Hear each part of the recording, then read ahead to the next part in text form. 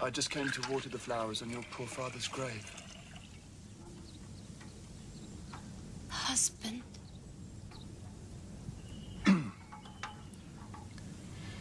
How long has he been dead? 2 weeks. Thank goodness.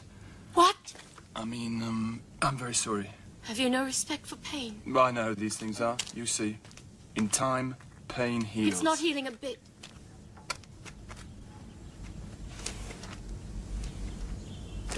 He was wonderful. Was a wonderful lover. Incredible. Tireless. He was fantastic. But now we come to a period that I call the battle for identity. Lies my grandma told me. Yeah, superstitious devices.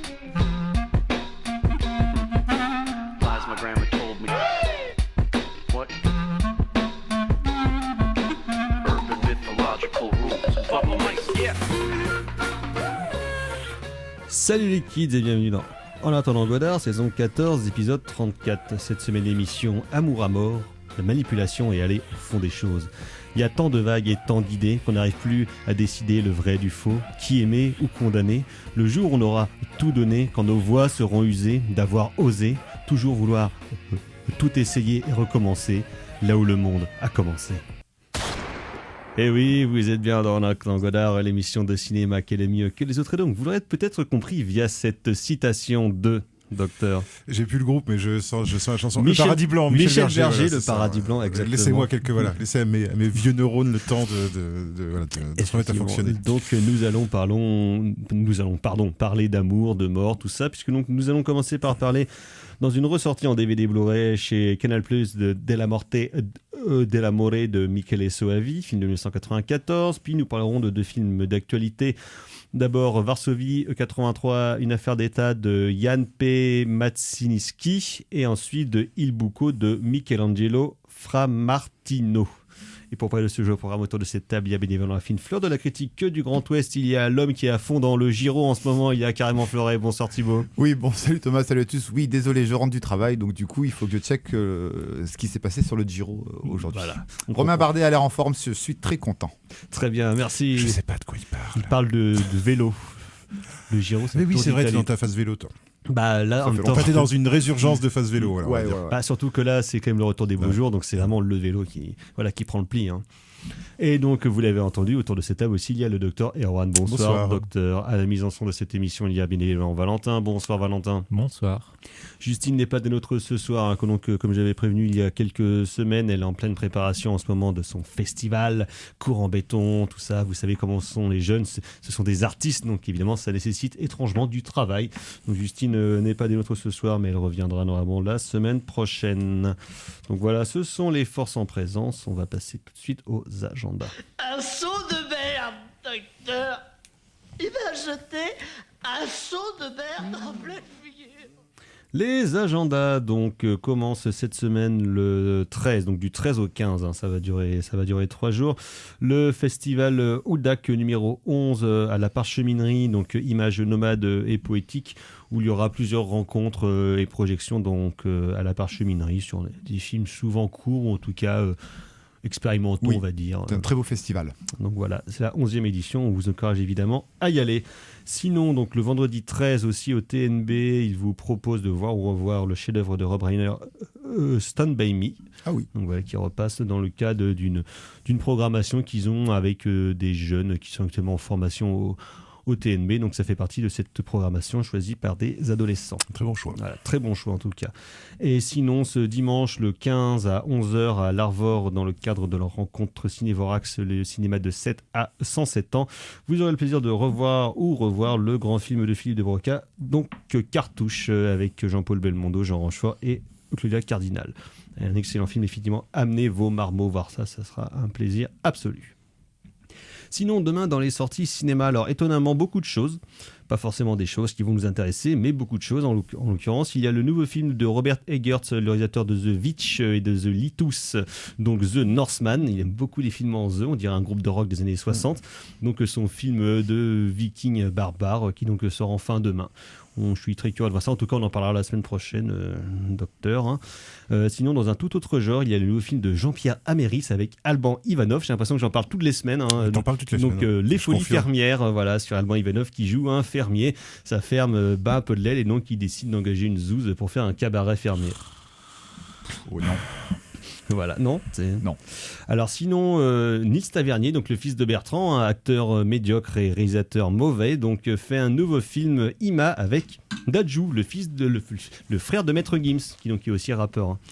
D'accord, Voilà. ok, on enchaîne. Alors, il y a une nouvelle comédie avec Jacques Gamblin en souris pour la photo. Ok, on enchaîne. Voilà, il y a le nouveau film de Michel Hazanavicius, donc Coupé. On enchaîne. Voilà, qui est le remake du film japonais Le les, Coupez pas. les bandes annonces sont Pas terribles. sont pas bien. Hein. Ouais, Hazanavicius, là, il n'a pas un super mojo hein, en ce moment, je Ouais, trouve. non, Hein, c'est ça pas- sent le Berk. Ça sent le Berk hein, comme Ouais. film. Peut-être que je me trompe complètement, hein, mais ça Oui, sent. mais ça sent après, le c'est un Berk. film avec Romain Duris, donc. Ouais, qui a l'air de gueuler beaucoup. Oui. Alors Romain Duris qui gueule, c'est toujours un problème, quoi. Tu vois. Oui. C'est pas. Oui. Généralement, c'est le moment où moi je décroche un peu de Romain Duris quand même. Quoi. Oui. Quand il joue un peu. C'est-à-dire infra- assez En fait, vite. Bah moi j'aime bien Romain Duris, mais infra. Tu vois, j'aime bien infra Romain Duris. Rentré. Voilà. Par contre, Romain Duris qui braille, Romain Duris hystérique, et tout le monde qui a l'air hystérique sur le film. Ça... Ouais. Sinon, il y a Ça un me tente pas film trop. australien donc de Justine Karzel qui avait fait le Macbeth avec Michael Fassbender il y a Mhm. quelques années. Vous Et êtes- c'est pas lui qui avait fait Assassin's Creed aussi si, je crois. Mais en tout cas, c'est un réalisateur qui étonnamment est pas inintéressant, qui donc là retourne en Australie pour faire un genre de survival qui s'appelle Nitram. Pourquoi Et pas sinon, donc deux documentaires qui, à mon avis, n'ont pas grand-chose à voir. Hein. Il y a le film sur le Tintin des temps modernes, pas BHL, hein, l'autre, mais donc qui s'appelle Tourner pour vivre, qui a suivi pendant 7 ou 8 ans Claude Lelouch dans tous ses derniers tournages. Voilà, ça a l'air bien comme un film de Claude Lelouch. Hein, mais, Ouais. donc voilà. Et sinon, on en parlait tout à l'heure hors antenne. Malheureusement, c'est dans l'actualité, mais donc il y a le documentaire This Much I Know to Be True, documentaire de Andrew Dominic consacré à Nick Cave. Nick Cave qui donc est doublement dans l'actualité puisqu'il vient une nouvelle fois de perdre un enfant. Voilà. Donc comme quoi, c'est vraiment, ça tombe bien. Déjà que apparemment dans ce film-là, donc c'est Nick Cave au naturel, donc qui pète la joie, Pas quoi. marrant, ouais, c'est ça. Pas marrant, mais là du coup, ça sera encore pire. Maintenant. Mais donc en tout cas, pas de bol pour Nick Cave, parce que ça fait quand même Ben non, 2 en 5 ans. On est bien désolé pour lui, ouais. effectivement. Il a vraiment un karma pas terrible, Non, terrible non, hein, quand même. non, c'est pas ce qu'il a fait dans ses vies antérieures, mais ça devait être pas beau. Mais personne ne mérite ça quand même. Ben non, c'est pas bien juste tout ça. Donc voilà, c'était les news de la semaine, agenda. Donc voilà, on parlera au moins du film de Robert Eggers la semaine prochaine. On va passer tout de suite à la section critique de cette émission. On va retourner dans les merveilleuses années 90 en Italie, sur vraiment le début de l'ère de Berlusconi, à l'époque où les gens parlaient avec un accent joyeux, les filles avaient des gros seins et on écoutait de l'italo disco pour le meilleur et aussi pour le pire. Et donc on va parler de mort et d'amour. Et tout de suite un petit extrait de la bande originale de Della Morte dell'Amore.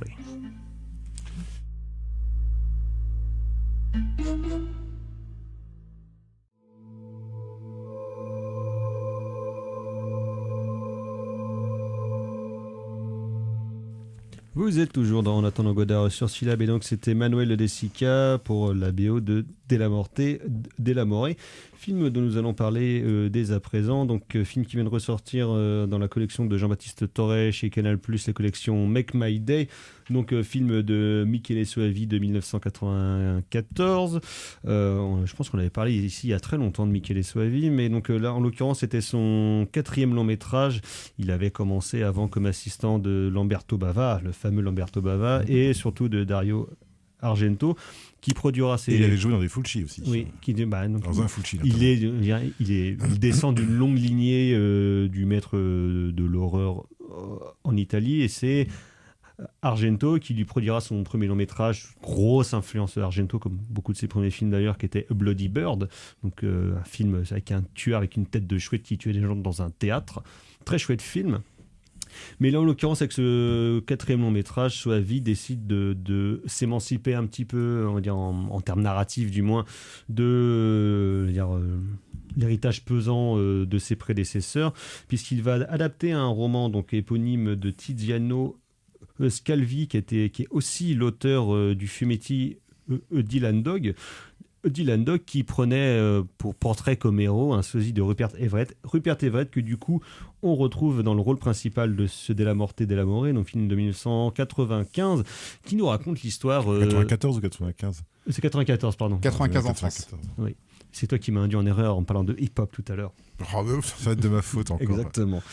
Quelle honte. Qui donc nous parle du fossoyeur d'un cimetière qui est joué par donc Rupert Everett, accompagné par son assistant Gnani, un gros analphabète qui bave, incarné par François Hadji Lazzaro, dit Gros François, et qui est quand même une légende en France, oui. dans le rock français, parce que c'est lui qui tenait le groupe. C'est Pigalle, c'est les Garçons Bouchés, c'est les Oscar Ayos. Ouais, voilà. Donc c'est un mec qui a été, dont c'est une des seules apparitions à l'écran, autant que je sache. Il a joué avec Jean-Pierre Jeunet, fois, tout ça, mais effectivement, c'est pour le coup, on le pense comme une légende de l'alternative français, qui a créé à la fin des années 80 une boîte de production et de distribution qui a été très importante, qui était Boucherie Production, avec notamment leurs albums, mais aussi ceux des autres, produit des choses de Parabellum, tout ça. Ils étaient quand même très proches du milieu alternatif de manière générale. Donc tout ça, effectivement, c'est quand même une figure marquante et connue qui, en Italie, je pense pas, avait forcément cette image-là, mais en tout cas, c'est assez étonnant de l'engager lui. Donc, comme je disais, il a fait quelquefois l'acteur, mais justement dans des films qui sont, on va dire, d'une certaine famille de metteurs en scène, en tout cas qui rejoignent certains univers, dont celui de Michele Soavi. Donc là, il joue donc l'assistant de Rupert Everett, et donc ils bossent tous les deux dans un cimetière. La particularité de ce petit cimetière, donc d'une petite ville de l'Italie, c'est qu'au bout de 7 jours, les clients qui sont amenés dans son cimetière se réveillent, et donc lui, tous les soirs, il est obligé de leur tirer une balle dans la tête avant de les réenterrer, histoire d'être sûr qu'ils soient bien morts. Sauf qu'évidemment, à un moment donné, la situation va dégénérer. Il y a une femme qui va arriver. Le film va dégénérer. Il va tomber amoureux. Évidemment, ça va compliquer les choses. Il va y avoir des morts en plus. La mort va arriver. Ça va surcompliquer tout ça. Plus des atermoiements romantico-philosophiques, psychologiques. Poético-macabre. Poético-macabre chez donc, le personnage principal. Et donc, évidemment, tout ça va partir un peu en sbeul. Donc, de cette histoire très pulp et qui pourrait paraître assez brinque-ballante, finalement, Michele Soavi tire un film qui, à la revoyure, parce que moi je l'avais pas vu depuis quand même assez longtemps. Je me rappelle qu'on l'avait passé avec notre ancien asso, avec Thibaut, avec le Fist en 2014, je crois, à la fête du Fantastique, à la nuit du Fantastique au cinéma Colombier. Mais c'est vrai que moi je pense que je l'ai pas vu depuis bien une dizaine d'années. C'est vrai que je me rappelle quand moi j'étais un jeune homme vaillant, c'est un film qui m'avait fait une forte impression, à la fois par son visuel qui est effectivement extrêmement marqué, et par comme un érotisme dans le cinéma d'horreur que moi, il y a sûrement des contre-exemples, mais que moi j'avais peu vu, parce que autant l'épouvante des années 60, les films de Bava, les films de Margheriti étaient évidemment pétri de métaphores de cul plus ou moins subtiles, avec un voire de fesses franches et massives. Voilà, de fesses franches et massives. Voilà. Surtout dans les années 70, où c'était beaucoup plus permissif. C'était beaucoup plus libéré, on va dire. Mais donc, de toute façon, l'érotisme et le cinéma d'horreur, et surtout le cinéma d'horreur italien, de toute façon, ça a souvent fait très bon ménage. Mais là, du coup, ces années 90, on peut aller dans des choses beaucoup plus directes et beaucoup plus frontales. Et c'est vrai que c'est quand même cette esthétique, on va dire, érotico-fantastique qui marque vraiment à la fois le visuel du film et puis l'histoire des personnages, tout en mêlant ça à une vraie tragicomédie d'horreur, mêlant des éléments de western. Donc vraiment tout plein d'éléments assez étranges, que ce soit dans le look du personnage principal, dans ses interactions, dans son arme, qui est un revolver qu'il va utiliser pour aller dézinguer ses morts-vivants. Enfin, ils appellent pas ça des morts-vivants, ils appellent ça des ressuscités. Oui, c'est pas des revenants non plus, mais c'est encore un autre terme que disent les gens pour ne pas dire zombie. Voilà. Et donc voilà. Et donc effectivement, que ce film-là, Michele Soavi va vraiment marquer le pas et impressionner son monde. Le film n'aura pas une grande destinée en dehors de l'Italie, un petit peu en France. Il va atteindre une sorte de mini-culte, mais c'est vrai qu'après ça, Michele Soavi mettra plus de 10 ans avant de refaire un film avec le magnifique Arrivederci, Amore e Ciao en 2006, qui est peut-être son plus grand film. Mais donc là, sur ce film de Soavi, est peut-être remis dans sa carrière. Qu'est-ce que vous en pensez, Docteur, tiens. Bah, c'est vrai que c'est un film. Alors moi, c'est vrai que ça fait un petit moment que je l'avais pas vu aussi. Hein. Donc à le revoir, moi, ce qui me séduit toujours autant dans ce film-là, c'est que c'est vraiment typiquement du cinéma italien. C'est-à-dire qu'il y a un côté super brinque-ballant. Genre t'as des mouches, Un tu peu vois, vulgaire. ouais, puis tu vois certains effets. Il y a des trucs qui sont mieux faits que d'autres. Ça cut parfois, je dirais à la fin d'un plan, ou clac, ça cut tout d'un coup, puis on passe à un truc complètement différent. Enfin, il y a une espèce de côté foutraque, mais que alors moi j'ai toujours beaucoup aimé dans le cinéma italien, qui pour moi fait partie justement du charme du cinéma italien, qui est une espèce de liberté prise avec ouais, la grammaire classique, on va dire. Quoi. À mi-chemin entre un truc qui pourrait paraître hyper cheap, tout en étant hyper maîtrisé formellement, parce que quand même, une des plus grandes beautés du cinéma transalpin dans les années 70-80, alors que effectivement c'était des films qui étaient souvent tournés extrêmement vite, Et pour pas cher. très peu cher, avec des acteurs pas forcément professionnels. Il y a dans tous les films italiens de l'époque, il y a au moins une scène qui est absolument merveilleuse, ou des idées de plans qui sont incroyables, parce qu'ils avaient que des purs techniciens, les mecs tournaient très vite, mais ils étaient tous hyper inventifs. Alors c'est ça le truc justement du film de Soavi, c'est qu'en fait Soavi compense, et moi je trouve largement, ce qu'on pourrait considérer comme des défauts de construction narrative, parce qu'au bout d'un moment effectivement ça s'effiloche en termes d'intrigue, mais je pense que c'est assez normal que ça s'effiloche vu le type d'intrigue auquel on a affaire. Mais surtout le truc c'est qu'en fait il compense complètement ça par, moi je trouve, une inventivité qui moi encore me bluffe encore aujourd'hui, c'est-à-dire que c'est un film où il y a quasiment pas un plan où il n'y a pas une idée de mise en scène. Et ça, c'est quand même relativement rare. C'est-à-dire que au bout d'un moment, ça devient presque trop, en fait. Parce que, au bout d'un moment, c'est normal que l'histoire s'effiloche. Parce qu'au bout d'un moment, finalement, l'histoire, on s'en fout un peu. Au bout d'un moment, on a juste envie de savoir qu'est-ce qu'il va nous prévoir comme plan à la suite. C'est presque la beauté graphique qui va prédominer. Pour moi, c'est pas un film au sens narratif. C'est pas une narration, en fait. C'est un poème. C'est un poème en prose en fait, de la Morte della More, avec effectivement des ruptures de ton, des changements d'ambiance, voire des changements d'ailleurs de temporalité, où on rentre dans un bâtiment le jour, on ressort, il fait nuit, un espace. Les raccords sont une notion bourgeoise. Hein, de toute façon. Alors oui et non, c'est ça le truc justement, et c'est là justement pour moi la preuve que c'est volontaire, c'est que quand il veut, il fait des super raccords. Oui. Par exemple, je pense, en le revoyant, je me suis dit, des plans qui ont l'air de rien comme ça, tu vois, des plans que j'avais pas forcément remarqué d'ailleurs moi plus que ça, les visions précédentes, mais des plans en fait où je me dis putain, c'est bien pensé en fait. Genre il y a un plan avec Hadji Lazzaro qui balance de la terre, qui est en train de creuser une tombe, il balance de la terre et la terre va contre la caméra. Mais ça recouvre qu'une seule partie. Voilà, la terre recouvre une partie de la caméra, cut, et tu vois le tas de terre, et là il a fini de creuser son trou, tu vois. Donc tu as une ellipse qui est un contenu, et je trouve que le raccord entre les deux est super bien fait. Pareil, il y a un moment où on voit la main d'une statue, et juste après une main qui frappe sur une porte, et c'est tout con, mais là c'est presque de la logique de cinéma muet qu'en fait à certains moments, quoi. Et c'est ça que moi j'aime beaucoup, c'est qu'en fait c'est à la fois complètement foutraque, ça emprunte à plein de genres différents, ça emprunte à plein d'ambiances. Il y a des moments c'est drôle et puis ça devient pas marrant du tout juste après. Ça peut être hyper romantique, très naïf, ou au contraire hyper satirique. Moi j'aime beaucoup l'accident avec les motards. Ouais, parce que c'est quand même violent, parce qu'effectivement. Donc alors c'est assez gore quand même. C'est quand même un film où il y a une vingtaine d'enfants qui meurent dans un accident de bus après avoir décapité 2 motards. Et qui reviennent sous la forme de scouts zombies. Oui. Moi, c'est un gag que j'adore dans le film, qui reviennent en frottant des branches de bois entre leurs mains comme pour faire du feu. Voilà. Et ça c'est un petit détail moi qui m'a toujours beaucoup fait rire, ce scout zombie comme ça qui arrive avec ses petites brindilles comme si il était conditionné à essayer de faire du feu malgré sa constitution zombiesque. Bon alors Thibaut, est-ce que ça a parlé à ton romantisme d'adolescent ?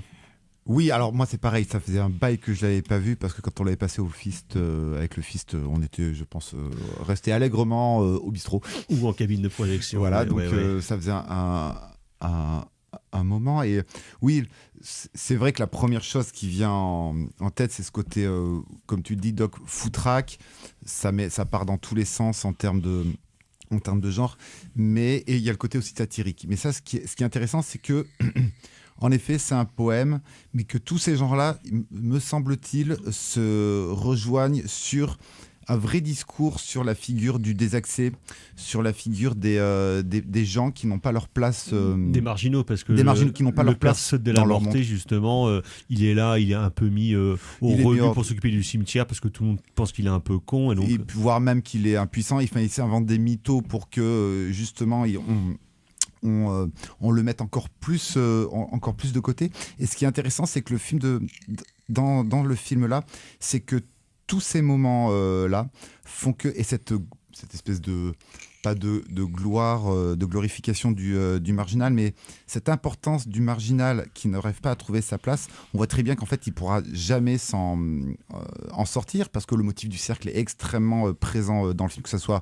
le générique de fin ou le générique du début, la caméra qui tourne autour de Rupert Everett, voir ce plan absolument magnifique dans l'hôpital, par exemple.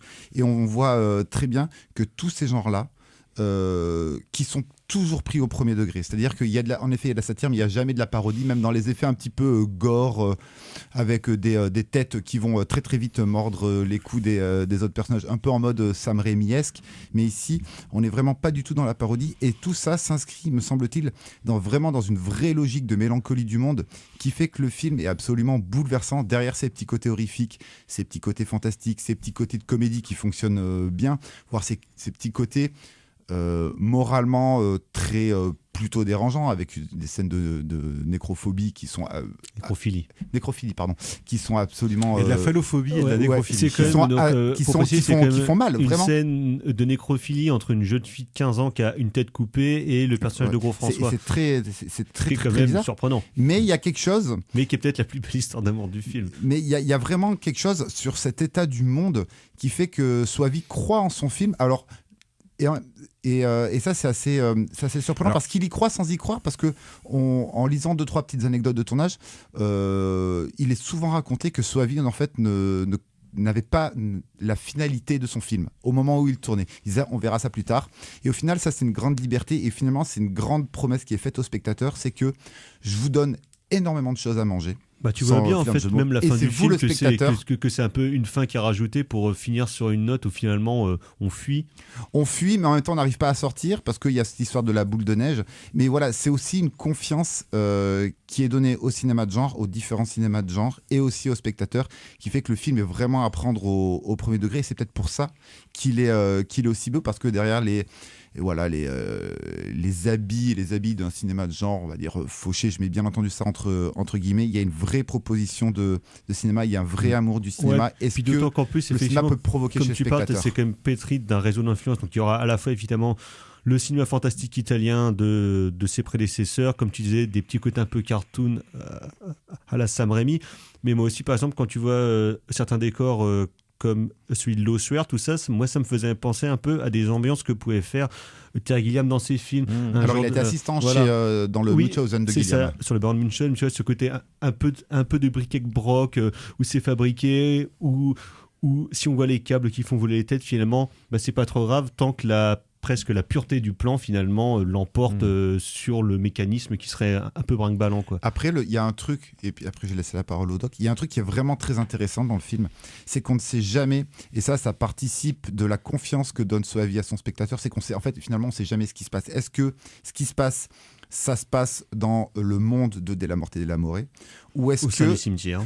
Voilà, ou est-ce que le personnage de Rupert Everett est totalement en train de partir en vrille, du coup ça se passe dans son cerveau, et ça on le saura jamais, le film ne donnera jamais de réponse claire, et c'est ça qui fait cette beauté. Je sais pas c'est ce qu'on appelle du vrai fantastique, quoi. Exactement. La question du doute qui persiste. Mais dans à un moment, il y a un effet qui est très... on le remarque à peine, mais c'est quand il est dans l'ossuaire, bon on va spoiler un petit peu, mais quand il met une bastos à son crush, à sa compagne, sa douce. En fait, à sa douce, à un moment, Anna Falchi quand même. T'as l'image qui se trouble un petit peu en fait. Et Soavi en fait donne une piste de réflexion. Alors attendez, est-ce que là, du coup, Rupert Everett, il est en train de rêver ou il est en train de déconner, ou alors est-ce que ça se passe vraiment? Ça, c'est absolument merveilleux. Et finalement, on n'aura pas de réponse parce que tu as l'inspecteur de police qui va arriver, mais finalement, il mène son enquête un peu n'importe comment. Ouais, c'est vraiment. Donc, du coup, il a décidé que c'était pas lui le coupable. En fait, les questions, toi, tu vois des trucs, mais les personnages voient d'autres choses. Du coup, tu es dans un état bordélique comme le film permanent. Et ce qui fait la beauté du film. T'as des scènes perturbantes, la scène où il va voir celui qui est censé être son ami dans le village, dont il apprend qu'il lui a volé des meurtres, et le mec le reconnaît pas en fait. Et là tout d'un coup tu te dis mais alors qu'est-ce que j'ai vu en fait?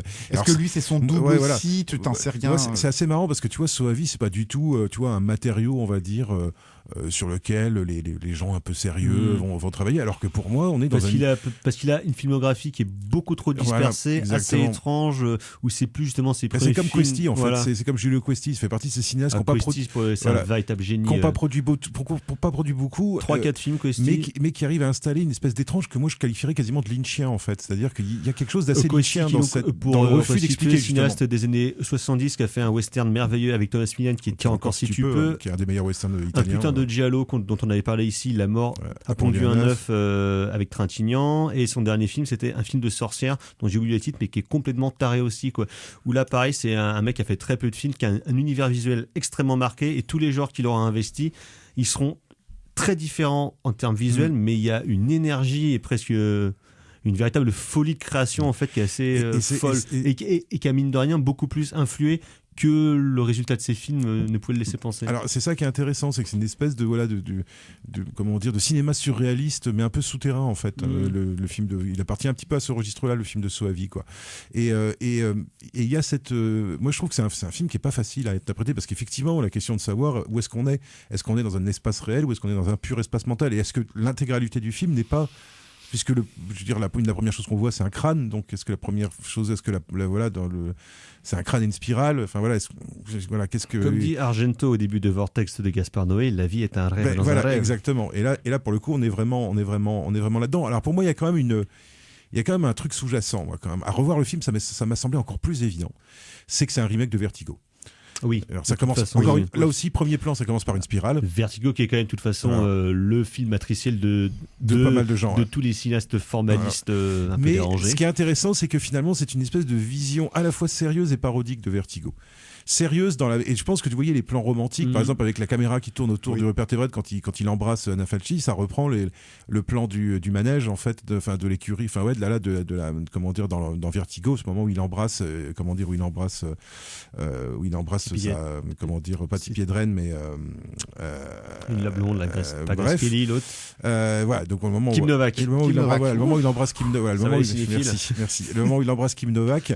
Et en fait où on passe je crois que on passe de son appartement à un flashback avec l'autre, voilà, avec la vraie. On n'en sait rien. Voilà, enfin si, on sait, mais voilà. Enfin, bon, bref. C'est plus compliqué que ça. Et en fait, le truc, c'est ça qui est intéressant, c'est qu'à la fois, il prend finalement les choses très au sérieux, puisqu'il y a des histoires de double féminin, de femmes mortes, de nécrophiles. Alors, sauf qu'il pousse les potards beaucoup plus loin. C'est-à-dire qu'on a des scènes de sexe nécrophile là où Hitchcock restait dans la suggestion et dans le non-dit. On a la censure n'était pas la même non plus. Voilà, c'est pas tout à fait la même chose. Mais alors, au bout d'un moment, en fait, quand arrive la troisième itération de la femme, en fait, ça devient du coup une espèce de parodie. Un running gag. Justement, le mec est maudit, le mec est dans une espèce de spirale infernale où en plus on se pose vraiment la question de savoir si est-ce que les femmes qu'il voit, est-ce que c'est 3 fois la même femme, est-ce qu'on peut tromper un homme une fois, est-ce que c'est 3 fois la même femme, est-ce que c'est 3 femmes différentes qui sont jumelles, est-ce que c'est lui qui voit cette femme-là sur 3 corps différents qui ne sont pas les corps qui existent dans la réalité. Mais tu t'en es bien sorti là, bravo. Voilà. Et là je trouve que c'est intéressant parce que du coup, si tu te dis que ces incarnations féminines sont en fait des produits de son imaginaire à peu près comme beaucoup d'autres choses à l'intérieur du film, ben là du coup en fait tu te rends compte que la caractérisation des femmes, qui est quand même assez sommaire à l'intérieur du film, elle prend finalement son sens, c'est-à-dire que c'est pas en fait des personnages féminins, c'est des fantasmes masculins. C'est des figures. C'est des figures d'espèces de figures un peu pas porno, mais de figures érotiques, voilà, de figures érotiques, de trucs transgressifs, voilà, la nécrophilie, sortir avec des filles plus jeunes ou avec des étudiantes, enfin, cette espèce de fantasme un peu beauf qui moi j'ai vraiment là, je les ressens vraiment comme des fantasmes, c'est-à-dire que la fascination du personnage n'est pas pour un personnage de chair et d'os, il est pour une idée en fait qui témoigne en fait de sa propre perversion, voilà, de ses propres tendances psychose, perverses au niveau sexuel. Et ça je trouve que c'est et qu'il dissimule lui-même derrière une espèce de romantisme en fait qui est en fait une illusion, qui est en fait un paravent en fait.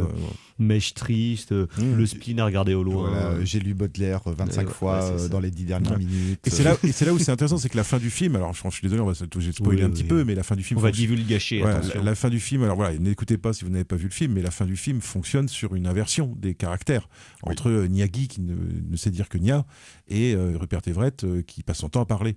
Et là ça devient intéressant parce que ce retournement final, finalement, il il nous dit, est-ce que le film que je viens de voir, c'est pas justement, alors là, je suis désolé, je vais faire mon masque et la plume, mais est-ce que c'est pas revenir justement à Macbeth, justement, et à Shakespeare, quoi, je veux dire, avec l'idée que le monde est une fable racontée par un idiot, en fait. Merci Pierre Murat. Alors, voilà, Eric, vous en pensez quoi ? et le monde est une fable racontée par un idiot qui vient faire son tour sur scène, qui tire sa révérence et qui ne signifie rien. Et si finalement, si je devais résumer Dès la Morte et Dès l'Amoré, je pourrais mettre cette citation de Shakespeare sur le Blu-ray. Et bon, voilà. Je pense que ça suffirait. Enfin, en tout cas, à mon avis, c'est une des pistes, je pense. C'est que c'est un film qui, de ce point de vue-là, est très fidèle à cette phrase de Shakespeare. Cette idée que justement, il n'y a pas de raison, en fait, véritablement à avoir. Et c'est pour ça qu'il n'y a pas de raison à avoir non plus dans un film. Ce qui fait que moi, je trouve que le film est beaucoup plus complexe et profond.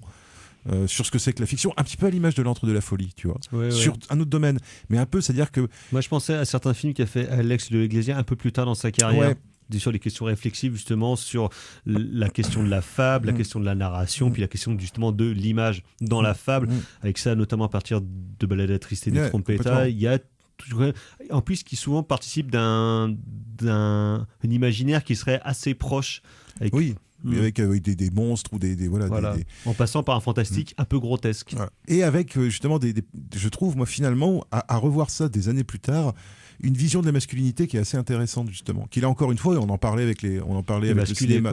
On en parlait avec Le cinéma est mort, avec la question des galettes de Pont-Aven. Oui, sur l'émission qu'on a fait. Mais là aussi, la masculinité est une masculinité problématique, parce que d'une part c'est une masculinité qui fonctionne beaucoup par fantasme, mais par fantasme où la mort et le sexe se mêlent, ce qui est quand même qui donne Eros et Thanatos, ce qui donne comme disait Gilles Deleuze, Georges Bataille, c'est ce qui donne évidemment des scènes assez malsaines pour si on n'est pas un peu averti comme public, mais il y a cette je sais plus où je voulais en venir, je suis en train de me perdre dans ma pensée, je sais plus ce que je disais, mais du coup rebondis sur mon trou, saute par dessus. Non, mais pour rebondir sur ce que disait le doc, du coup, il faut aller vraiment au-delà des lignes de dialogue énoncées par Rupert Everett, qui sont un petit peu, qui pourraient penser, c'est très écrit, penser mais à quelque chose de très littéraire, de très littéraire. Très écrit, Et en effet, avec ce spleen dans son regard, on pourra aussi beaucoup s'égosier sur la beauté de Rupert Everett. Parce que lui-même, de toute façon, à l'époque, était un fantasme masculin. Mais c'est intéressant parce que il faut aller au-delà de ces lignes de dialogue. C'est intéressant parce que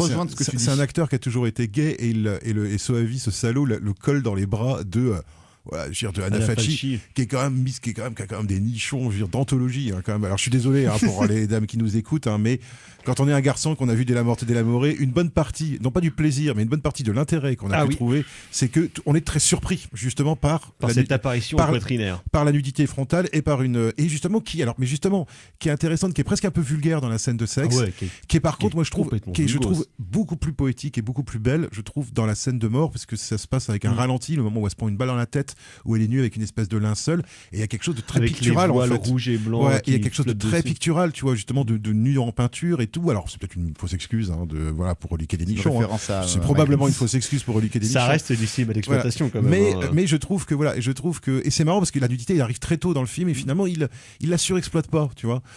Finalement par la suite la nudité est beaucoup plus réduite, et finalement les amours deviennent beaucoup plus pudiques, et c'est assez en gros c'est comme si c'était le cahier des charges. Ok, on montre une paire de loges dans les 10 premières minutes, puis après comme ça on passe à autre chose. Et Anna Falchi a finalement des choses plus intéressantes à jouer dans ces deux autres incarnations que dans la par exemple il y a un plan que moi j'aime beaucoup, c'est avec la troisième incarnation de Anna Falchi, lui il est censé être impuissant, et il s'est fait opérer parce qu'avec la deuxième fille elle peut jouir qu'avec des impuissants, c'est très compliqué, donc il s'est fait injecter un machin dans une seringue, et donc du coup il sent plus rien, en fait c'est comme s'il avait plus de bite, et en fait donc là il tombe sur cette fille là, donc il se dit bon putain, troisième chance, avec l'amour de ma vie, cette fois c'est la bonne, et il dit je sais pas si je vais pouvoir, parce que j'ai machin, et en fait ça coupe, et juste après on les voit qui tombent tous les deux sur le lit, tout en sueur et tout, et comme quoi soit vite comme ça, c'est pas, il y a pas du tout de, encore une fois je pense que c'est plus conscient que ça n'en a l'air, c'est-à-dire qu'effectivement il y a un côté exploite, on va mettre du nichon, on va mettre de la cuisse,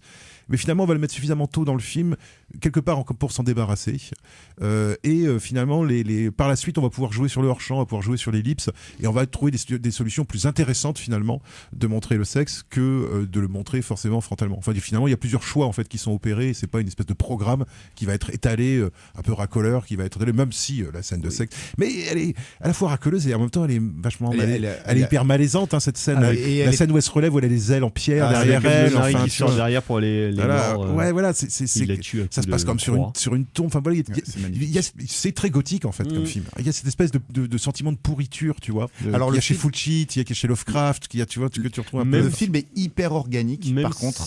Les racines, les racines, c'est quand même beaucoup plus crapoteux. Hein. Le vent, la terre, la transpiration, la pluie, on le sent vraiment le sang, à l'image. Et en même temps, c'est conjugué à une production design que moi je trouve. Alors, je connais pas le budget du film, me semble-t-il. C'est que dalle à mon avis. Il est que dalle. Une production design qui est absolument folle.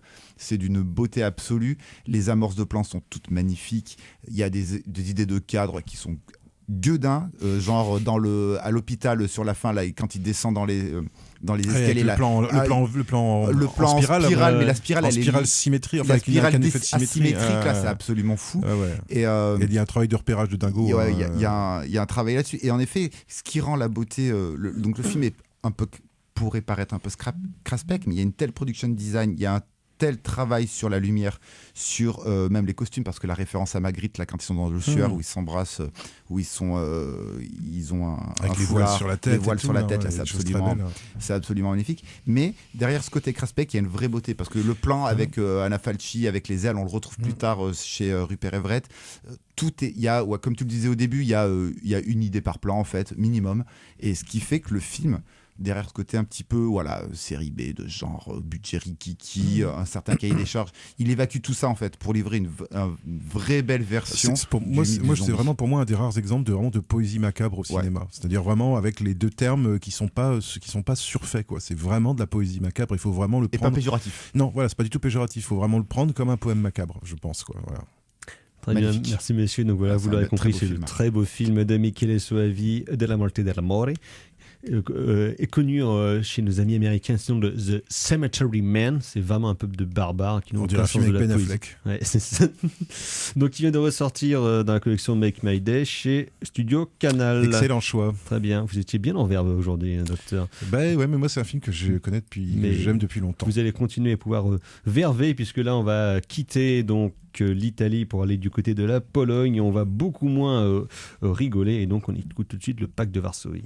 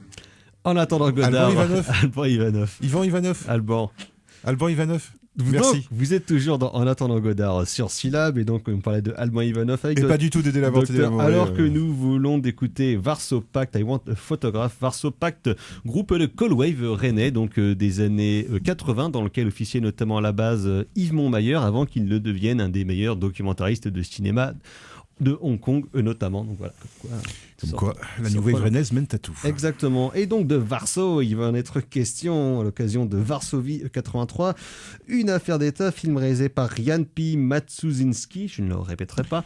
Matuszynski, je crois que Matuszynski. enfin SZ, je crois que c'est Tche. Oui, c'est ça, en polonais. Matuszynski. Donc vous, docteur, vous avez vu un genre de film dossier paranoïaque, film dossier, ouais. de manipulation, dont tu me disais un peu avant de commencer l'émission que ça avait une petite vibe à la Costa Gavras années 60-70, genre l'aveu, Z, l'état de siège. C'est alors pour rappeler un peu très rapidement l'histoire, hein, c'est donc tiré d'une histoire vraie, hein, qui se passe comme l'indique son titre en 1983 à Varsovie, avec donc deux potes en fait qui fêtent le bac, qui fêtent la fin de leur lycée en fait, qui font les foufous sur une place et qui sont arrêtés par la milice citoyenne, donc la police locale, et ça va très mal se passer. Ils vont terminer au poste et l'un des deux garçons en fait se fait tabasser à mort et meurt des suites de ses blessures 24 heures plus tard. Classique. Et alors jusque là classique, sauf que évidemment se mettent en branle, on est en 83 dans un régime communiste donc dirigé par Jaruzelski, et va se mettre en branle en fait toute une entreprise d'État qui va être destinée d'une part à essayer de retrouver le pote survivant pour le faire taire d'une manière ou d'une autre, et d'autre part à allumer des contre-feux permanents pour étouffer en fait et éviter que qui que ce soit puisse contester ou un angle d'attaque par ce biais-là contre les forces de l'ordre en Pologne. D'autant qu'en plus à l'époque même de ce côté-là du rideau de fer, c'est les débuts très très timides de Glasnost et de Perestroïka, donc on n'est pas encore dans une période d'ouverture. Alors sachant qu'on est dans une période précise qui est une période en fait de loi martiale en fait, enfin de post-loi martiale qui a été déclenchée à cause du syndicat Solidarnosc, dont la mère du gamin décédé qui est une poétesse est relativement proche. Donc ça complique évidemment le jeu. Et donc en fait notre héros, qui est d'ailleurs un super beau gosse, hein, franchement ils ont pris un l'acteur est beau gosse comme tout. Et notre jeune héros va donc devoir serpenter en fait pour essayer dans l'appareil d'État. Pour essayer d'arriver jusqu'au procès. Alors dit comme ça, ça semble un peu tout cuit, voilà, film dossier effectivement. Et ça a un côté film dossier dans la mesure où un peu pamphlétaire et moralisateur sur l'époque. Moi c'est un fait divers que je connaissais pas. Et enfin c'est une histoire que je connaissais pas. Et surtout c'est une histoire dont j'ignorais, alors là je suis désolé spoiler, mais bon c'est ce qui s'est passé dans la vraie vie, j'ignorais que les coupables de cette bastonnade au commissariat n'ont jamais été envoyés en prison. Donc c'est un crime. Il n'y a pas vraiment le spoiler, c'est ce qui arrive à la police. Voilà. Alors donc voilà. Et non, mais d'habitude dans le film dossier ou dans le film à thèse, il y a quand même cette idée que la justice finit par prévaloir à la fin. C'est ce qui se passe notamment dans les films américains. Là, au contraire, et c'est un petit peu, ça ressemble finalement de ce point de vue-là un petit peu à l'affaire collective, le film roumain qui était sorti l'année dernière, qui est un documentaire, mais qui lui aussi montre une vision beaucoup plus pessimiste en fait du rapport entre les citoyens et l'État. Et la bureaucratie d'État. Et de la bureaucratie d'État. Et là, ce qui est, moi j'ai trouvé assez passionnant dans le film, qui est peut-être un poil trop long dans sa dernière partie, mais là je chipote un petit peu, parce que déjà d'une part c'est un film qui reste pas traîné, hein, c'est-à-dire que en 5 minutes, la scène d'arrestation c'est au bout de 5 minutes de film, hein, donc et donc après c'est 2h40, hein, donc c'est 2h35 de comment est-ce qu'il va s'en sortir. Donc c'est très tendu très vite en fait, hein, comme film. C'est avec une mise en scène assez nerveuse qui justement rappelle un peu Costa Gavras, un côté caméra à l'épaule, mais avec des scènes souvent assez longues. Et pas forcément avec un montage très haché, hein, on n'est pas chez Greengrass, voilà, on est dans quelque chose de beaucoup plus européen effectivement en termes de mise en scène, et qui marche assez bien, où on suit beaucoup les personnages dans les rues, avec une espèce de truc que moi j'ai remarqué qui est assez étrange, qui est une répétition des cadrages, c'est-à-dire que les lieux sont filmés exactement du même angle, mais à des moments différents et avec des personnages différents. Ouais, comme s'il y avait une espèce de caméra de sécurité. Ouais, ou comme si c'était une espèce de prison en fait, Varsovie, c'est-à-dire avec des espèces de lieux où les personnages passent sans arriver à sortir de la ville. Enfin voilà, je suis encore un peu voilà, je m'interroge un peu sur le sens de ces reprises de cadrage qui sont peut-être justifiées par des questions de budget aussi, hein, qui sont peut-être pas, mais elles reviennent suffisamment souvent pour qu'elles me semblent un peu significatives. Pour qu'elles soient signifiantes. Ouais, pour qu'elles soient un petit peu signifiantes. Et puis surtout, le truc, c'est là où ça va peut-être un peu plus loin que Costa Gavras. En tout cas, ça va dans une direction différente de Costa Gavras. C'est que dans des films comme L'Aveu ou comme Z, ce qui intéresse surtout Costa Gavras, c'est le fonctionnement, justement, la mécanique institutionnelle. Comment est-ce que la mécanique institutionnelle totalitaire fonctionne ? Quelles sont les choses qui font qu'on arrive à un état totalitaire ? Et finalement, il n'y avait que dans L'Aveu où il s'intéressait vraiment, on va dire, à l'individu, à ce qui se passe sur le corps de l'individu. Et c'est pour ça que le film est assez proche pour moi de L'Aveu, c'est-à-dire qu'en fait, il s'intéresse à la fois autant au système, à la mécanique institutionnelle, que à l'impact de cette mécanique sur les individus, et notamment sur le cercle familial, sur le cercle amical, parce que par contre, c'est un film qui est dingue là-dessus, parce qu'il faut voir les méthodes qui sont utilisées par les mecs. Alors, les poses de micro, intimidation, chantage, menaces de mort, filature, enfin voilà, tous les trucs. Et en fait, au bout d'un moment, le film dossier en fait devient autre chose. Et ça, moi, c'est là que j'ai trouvé ça passionnant. Ça devient un film d'espionnage. Sauf que c'est pas un film d'espionnage avec des mecs de l'Ouest et des mecs de l'Est. C'est un film de gens qui s'espionnent entre eux. Et notamment, il y a un moment donné, il y a le père du héros survivant qui intervient et qui devient un personnage important dans la deuxième partie du film, et qui va être recruté en fait par un des mecs des services de sécurité pour essayer de retourner son fils, de lui faire modifier sa déposition. Et il y a une scène qui est aux 2/3 du film. Il y a une scène de repas où nous on sait qu'il va essayer de retourner son fils. Le fils le sait pas. Et là, c'est une scène, il n'y a pas d'engueulade, il n'y a pas de conflit, il n'y a pas de scène d'action. Hein. Non, mais c'est comme ça qu'on crée le suspense. Par contre, c'est une scène de dingue. Quand t'as le coup de dé d'avance. Ah ouais, c'est une scène de double jeu et tu te demandes, est-ce que le fils comprend, est-ce que le fils comprend pas. Tu vois que le fils, il trouve ça louche, mais tu sais pas s'il capte le truc ou non. Et en fait, il y a des scènes de dialogue, notamment, où ça joue, les acteurs jouent super bien. Alors évidemment, moi je suis pas du tout spécialiste du cinéma polonais, donc c'est des visages que je connais pas trop, mais ça joue super bien, quoi. Et que ce soit les méchants comme les gentils, les méchants sont les méchants sont odieux, ils sont géniaux les méchants, quoi. Ils ont choisi des putains d'acteurs à gueule. C'est leur travail. Ils ont choisi des putains d'acteurs à gueule. Et c'est intéressant parce que ça montre pas non plus juste le gentil jeune de gauche contre les vilains communistes. Ça montre aussi à l'intérieur que c'est un système qui est déjà en train de se gripper en fait, mais qui essaye de qui essaye de cacher la misère. Et alors, au bout d'un moment, ça devient vraiment un commentaire aussi sur notre monde contemporain, parce qu'au bout d'un moment dans le film, le personnage principal est le seul à dire la vérité. C'est-à-dire que c'est le seul à dire voilà ce qui s'est passé. Et tout le monde autour de lui, au fur et à mesure que le film avance, tout le monde autour de lui lui dit non, c'est pas ce qui s'est passé. Ce que tu as vu, tu l'as pas vu en fait. C'est autre chose qui s'est passé. Voilà. Et on va te demander de raconter cette autre chose qui s'est passée. Et en fait, c'est un mec qui se retrouve. À force de répéter un mensonge, c'est exactement. Et c'est un film, moi je trouve, sur la fabrication du mensonge qui est assez passionnant. C'est-à-dire comment est-ce qu'un État, pour se couvrir, va mettre en place un système de communication, de fake news, de communication qui finit par transformer la vérité et qui finit par épuiser complètement le personnage principal, parce que lui seul est porteur de vérité, et le monde entier, et c'est vraiment le gars du mec qui dit je suis pas fou, et tout le monde lui dit si vous êtes fou monsieur, quoi. Et c'est un film qui est et on rejoint là la fiction paranoïaque des années 70. Et quand tu penses que le réalisateur est né en 84, donc bien après les événements, que c'est son premier film je crois, le mec il en a un petit peu sous le coude, et le mec il a un peu vu ses classiques, et surtout il n'a pas que vu ses classiques, il les a digérés ses classiques, et il est capable d'avoir une forme qui pareil, j'en parle, j'arrête là-dessus, mais il y a le grain de l'image, c'est-à-dire qu'il y a des plans, t'as vraiment l'impression d'être dans un film de 83, quoi. Et c'est vraiment des histoires. Je sais pas quelle pellicule il a utilisé ou quel traitement il a mis, mais il y a, en termes d'image, de reproduction des détails, des ambiances lumineuses, des objets et tout. Enfin, c'est assez incroyable. Et pareil, on est un peu comme dans Leto, tu vois. On est un petit peu dans ce même univers-là où ça pré-chute. Puis ça joue bien et ça filme bien, quoi. C'est très différent les deux films, mais ça vaut vraiment le coup d'aller le voir. Merci l'auteur. Donc c'est Varsovie 83, une affaire d'État de Jan P. Matuszynski. Et sans aucun rapport, mais on va retourner en Italie, donc avec le film de Michelangelo Framartino, Il Buco, qui passe actuellement au TNB. C'est un cinéaste pas très prolifique, mais qui est assez marquant. Il avait fait en 2003 Il Dono et en 2010 La Quadro Volte, film dans lequel il s'intéressait énormément à la nature de la Calabre, qui est donc une région au sud de l'Italie, qui est un peu sa région de prédilection pour filmer en tout cas.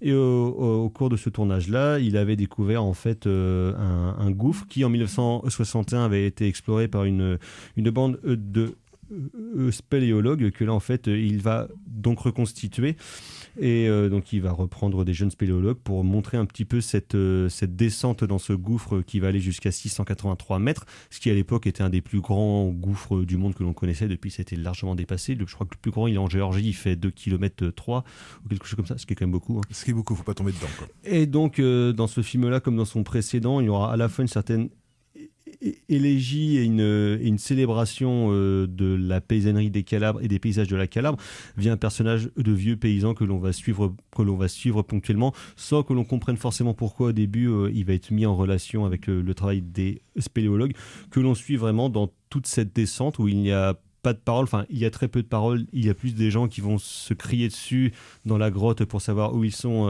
à quel moment, sans aucun sous-titre, ce que je trouve plutôt appréciable, et ce qui du coup favorise vraiment l'immersion dans cette descente où la claustrophobie est finalement la beauté de l'inconnu à l'époque où l'Italie était vraiment dans sa période folle de boom économique, où la principale visite de l'humanité c'était d'aller dans l'espace. Et bien là finalement ces hommes-là ont fait l'inverse. On va aller voir dans ce qui est peut-être le dernier Far West de l'homme avec le fond des océans, qui est finalement le fond de la Terre. Et le metteur en scène en parle dans le dossier de presse à un moment. Il dit que de toute façon, quand tu es un spéléologue, tu ne peux que être déçu, puisque tu sais qu'à un moment, il y a une fin, et finalement, la fin, c'est juste un tas de boue au fond d'un trou.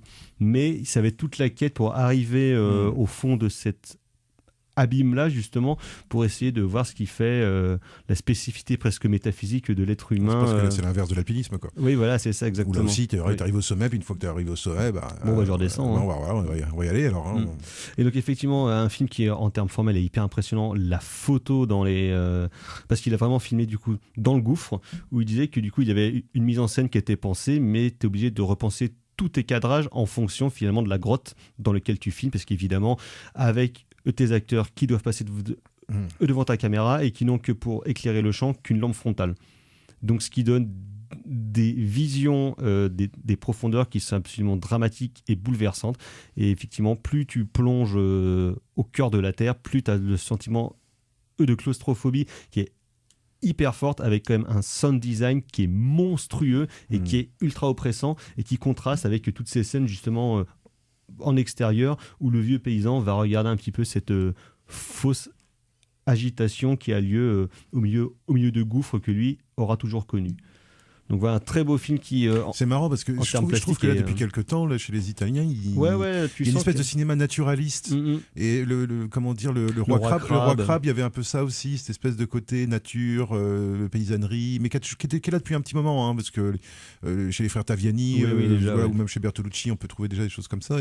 Mais là, et on sent qu'il y a des jeunes, il y a une jeune génération de réalisateurs, mais qui a décidé de pas partir justement dans les genres, ou de pas essayer de ressusciter les genres, un peu des grands mais genres de retourner italiens. plus vers une espèce de néoréalisme finalement, mais sans forcément la dimension. Mais plus plastique. Voilà, plus plastique, voilà, c'est ça, avec un espèce de côté plus baroque. Donc voilà, Il Bucco de Michelangelo Fra Martino. On va passer au coup de cœur. C'est de la merde. C'est de la merde.